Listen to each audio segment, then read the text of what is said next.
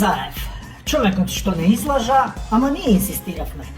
Да расчистиме веднаш, Зоран Заев не падна од Марс, него ние си го направивме. Со аплаузи, со солзи, со бе барем не е како претходните. И тоа барем не чини повеќе од сите лаги заедно. Македонецот што сака искреност, многу сака искреност, додека не го заболи.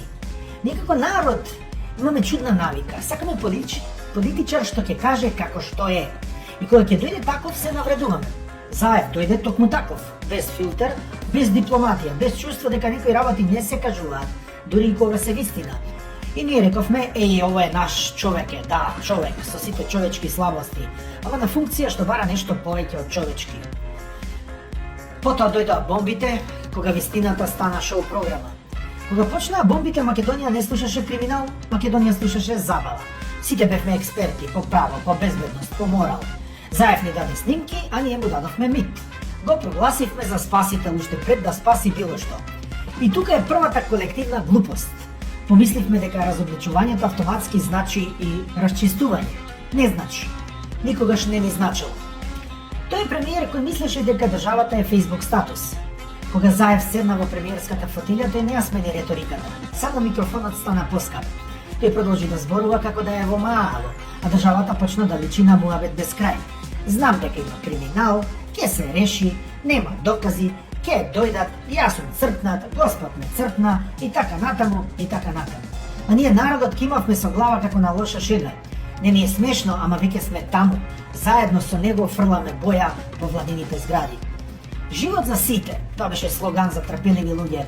Овој народ преживеал империја, земјотрес, транзиција. Ние сме навикнати да чекаме, со кубурот нормално во гаќите. Заев го знаеше тоа и ни го продаде чекањето како визија. Животот дојде, ама со одложување, со објаснување, со пресконференција. И не дојде за сите, туку дојде само за него и за неговите, посебно за другарно Филипче. Корупцијата не исчезна, само стана секојдневна. Партизацијата не престана, само смени боја, сега плавите наместо црвените.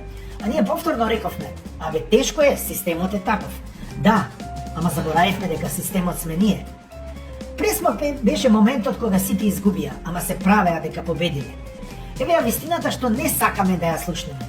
Името него смени само Заев, ние му дозволевме. Да му излезевме, да го растуривме како дете звечка, ќе беше друго. Некои со нема друг избор, некои со ајде да пробаме, некои со не ме интересира политика. И сите заедно ја плативме цената. Посебно оние што ги уапси по негова наредба, неговите судии и ги стави во затвор од 27. Некои сега излегоа, а некои ќе излезат подоцна, а некои никогаш нема да излезат.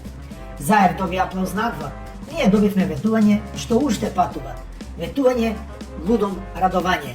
Значи така велат црвите во познатиот српски свет, кој што тој сега го спомнува. И пак не излеговме на улица затоа што не болеше доволно. Не болеше, ама не доволно за да станеме од кауч. И го смени името.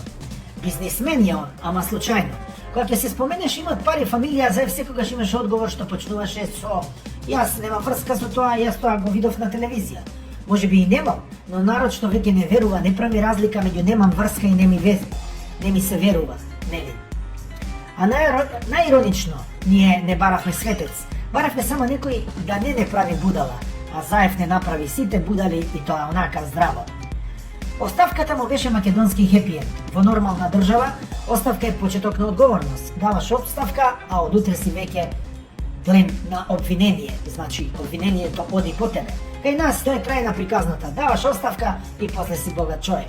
Заев се замина, народот воздивна и продолжи да бара следниот што ќе биде поинаков. И тука доаѓаме до најцрниот хумор од сите. Зоран Заев не е аномалија. Тој е логичен производ на народ што постојано избира помалку зло. Додека не му остане само зло со насмевка. Посебно неговата насмевка. Па кој е виновен? Да, Заев, за многу работи.